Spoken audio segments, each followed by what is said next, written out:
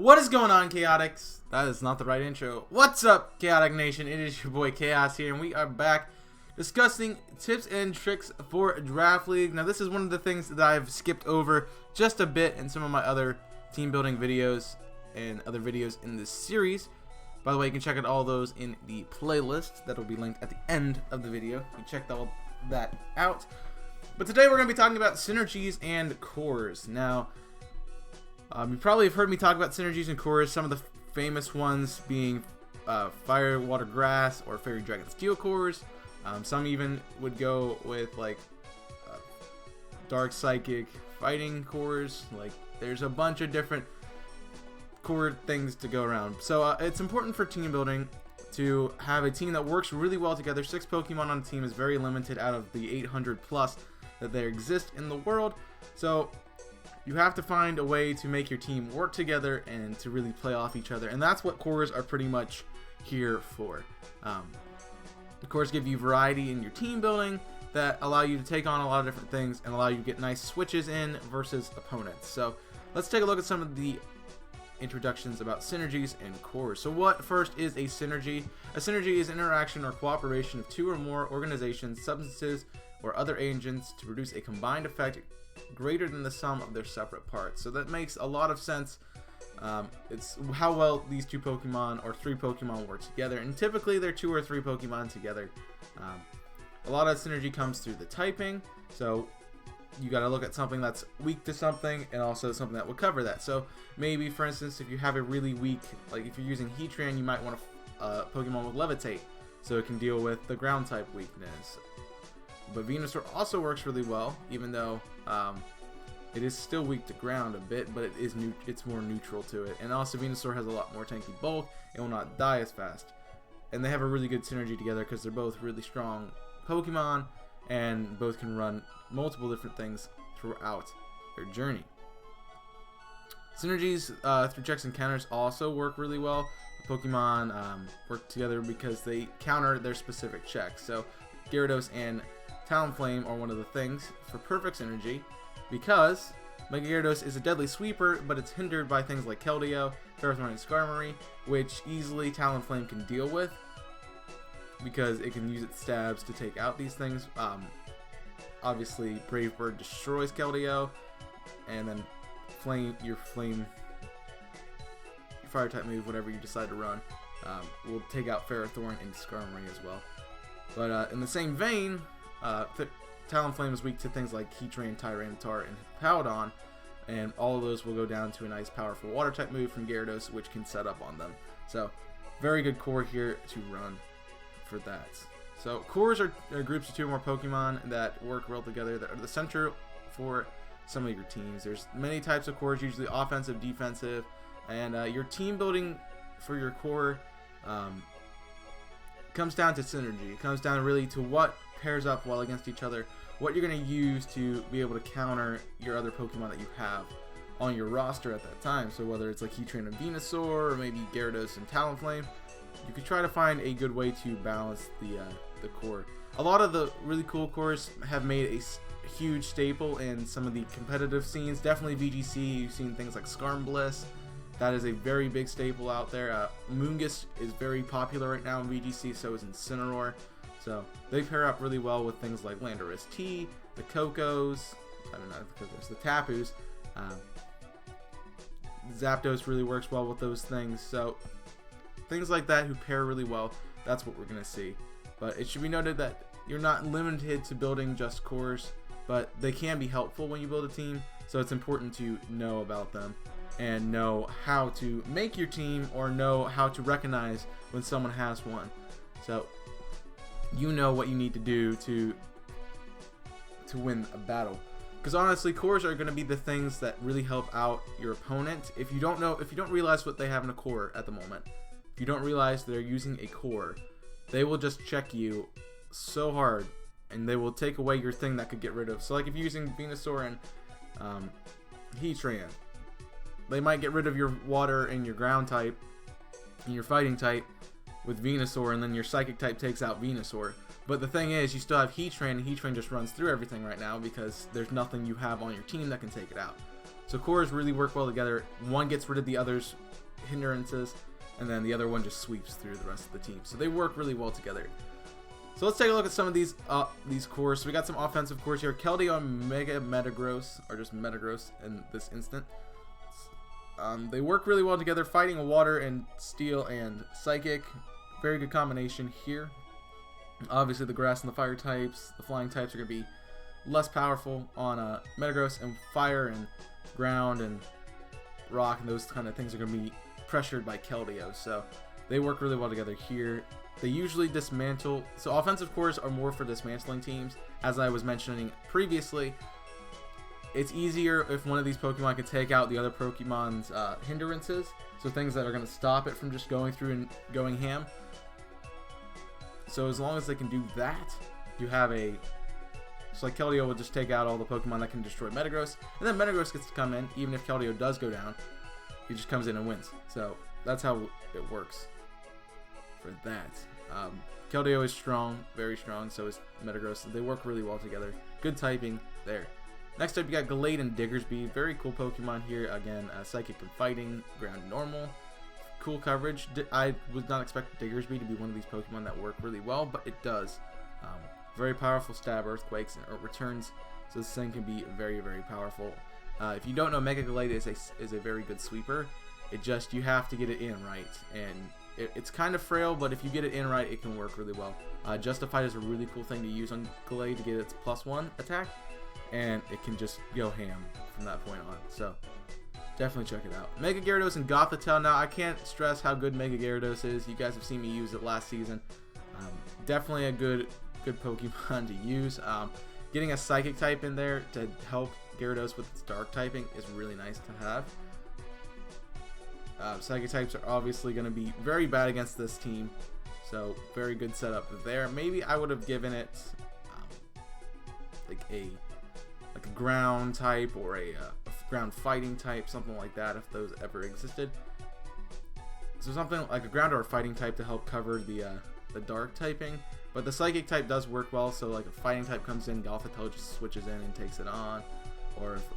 But Bug can do some damage to these guys, so you gotta just worry about like some things. You can see some flaws in some of these cores, but not all cores are perfect, and most of them aren't, and you can usually find a way to get through there. But Gyarados is really great late sweeping game, or it can just set up right at the beginning, depending on who you're playing. It does have a fair share of flaws. It easily can be walled by defensive Pokemon like Skarmory, Mandibuzz, and Ferrothorn. Mega Venusaur also helps out to deal with it. But Gothitelle can trap these Pokemon into the game, and it causes them some issues there. So, I mentioned some threats to this core. Conkeldurr and Breloom, obviously really good ones. Both are good revenge killers with Mach Punch, and Gothitelle can have problems switching in because they both get ways to deal with it, like Spore or Knock Off. So you gotta figure out that little niche on how to get around those one or two Pokemon that are going to destroy your cores. And if you can do that, you're pretty much going to win that match. You then get defensive cores. So again, Mega Venusaur, probably one of the better defensive Pokemon out there. So you use Mega Venusaur, Heatran, and Quagsire. You got a Fire, Water, Ground core. You have Fire, Water, Grass core, as well as Poison, Steel, and Ground, which actually work pretty well together as well. Obviously, Steel being very bulky. Poison being nice to get some chip damage for stall, and then Ground just a good offensive typing. So Quagsire can really help out with that. And on this set actually is mixed, so it's fun to see that. You have to use an extreme amount of synergy for defensiveness. It's harder to make a defensive core than it is to make an offensive core. Because offensive cores just come in, destroy the other Pokemon's weakness, and then let the other one go ham. But defensive cores, they sit here and they're supposed to take the shots that the other ones can't take, and put some pressure on the match. Maybe getting some like setup on them, so like maybe getting a leech sheet on that one thing that it's going to cause Quagsire some problems after the switch. Maybe getting a burn on some things, or toxic something, or maybe burning something with Scald. So obviously these sets pretty much run recovery a lot. So you see Giga Drain and Synthesis on Venusaur, and you see recover on Quagsire. Not really anything on Heatran there, but it's still something to note. There's a bunch of offensive threats out there you have to deal with. There's like Terrakion, Latios, Latias, Mega Sceptile, Talonflame is a big one now. Mega Metagross, Mega Gallade. A lot of the Megas have a huge issue.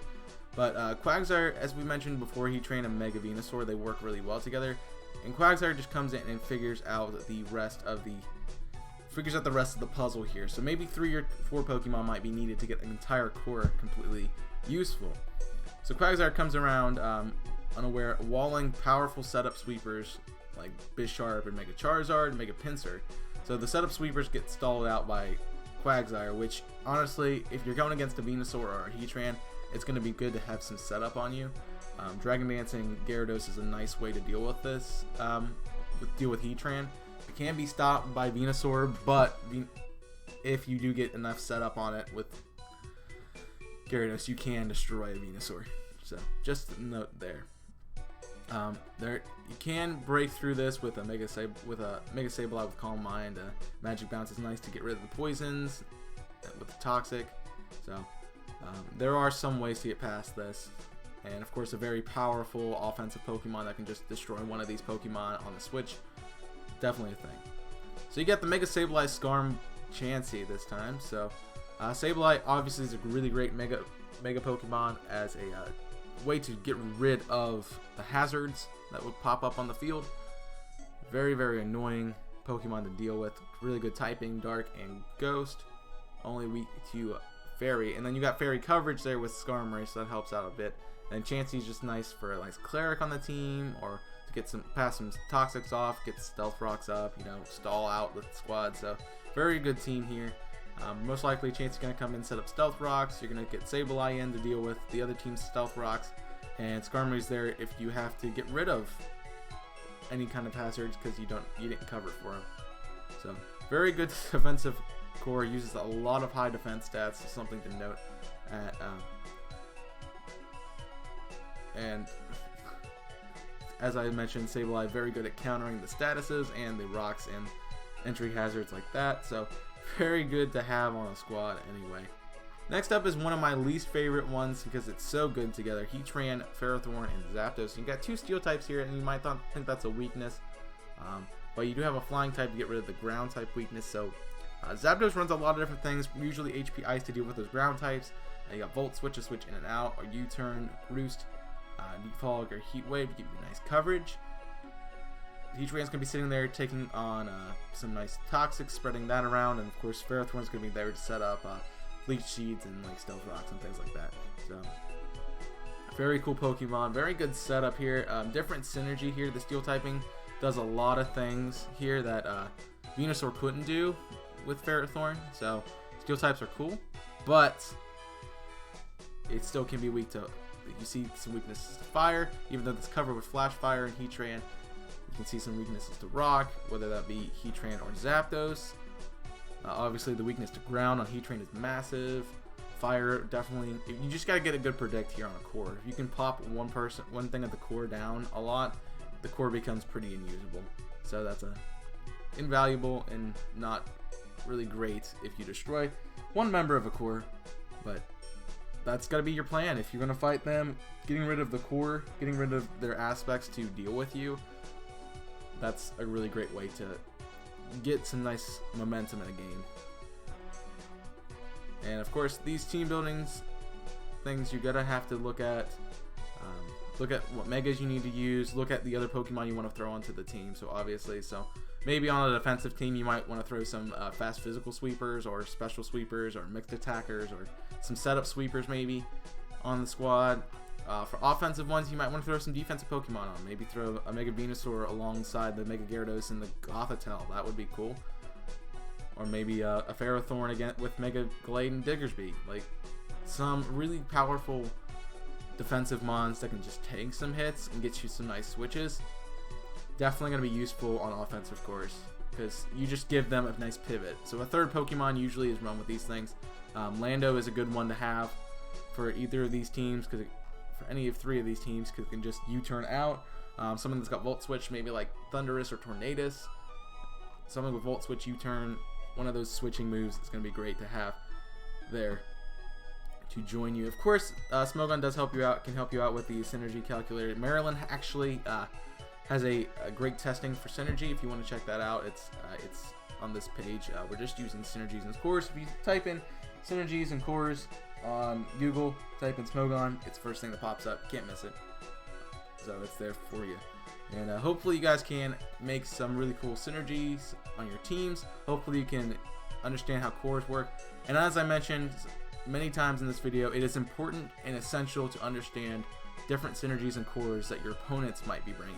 It's not as important that you know them for your own team, but it's important that you understand what your opponent has.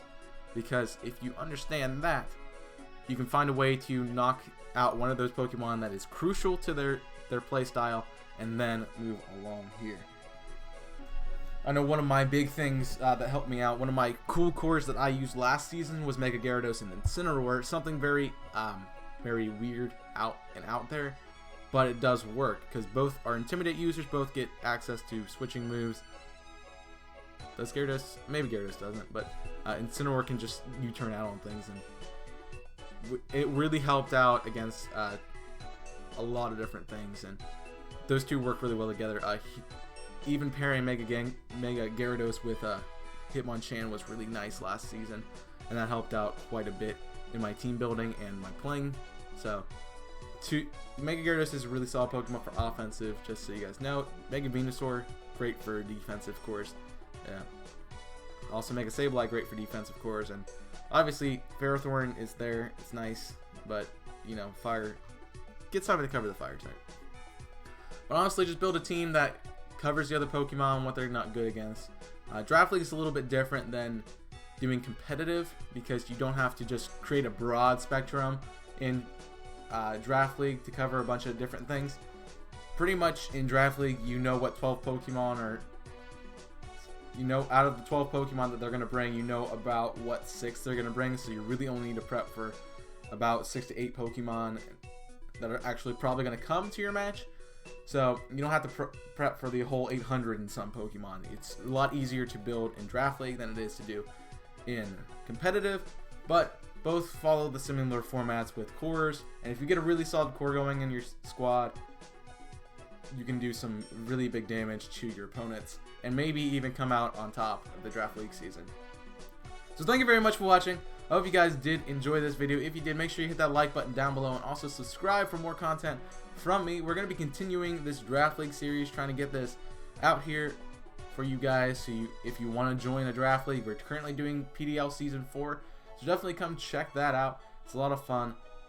We're going to have a blast getting ready to still accepting applications for another few months and then getting ready to draft here soon. So this is a nice thing for me to do right now to remind myself of what is important when I'm about ready to go into a draft, and you get to see all that. So I appreciate you guys checking out this video. I appreciate you guys checking out the series. Make sure you hit that subscribe button and check out the rest of the series going on the channel. We got some really cool stuff going on right now, running 3 series at the same time. So definitely check that out. We got Platinum on Friday and Sunday. We got Mystery Dungeon on Monday and Wednesday, and we got Pixelmon on Tuesday and Thursday. Definitely come check out all 3 of those things, and I will see you guys again for some more content, whether that is you come to the live stream. That might be over by now, but I appreciate if you come to the 24-hour live stream. That was great. I appreciate you if you came to that. It's still going on. Help me, but it's okay. And make sure you check out the live streams next week. We're live every day except for Sunday. 12 to 3 on YouTube and 3 to 6 on Twitch, so definitely check all of that out. But I'm going to wrap it up here. Thank you very much for watching. Hope you guys did enjoy. And until next time, my name is Chaos, and I am signing off. Stay safe, and as always, grind it up.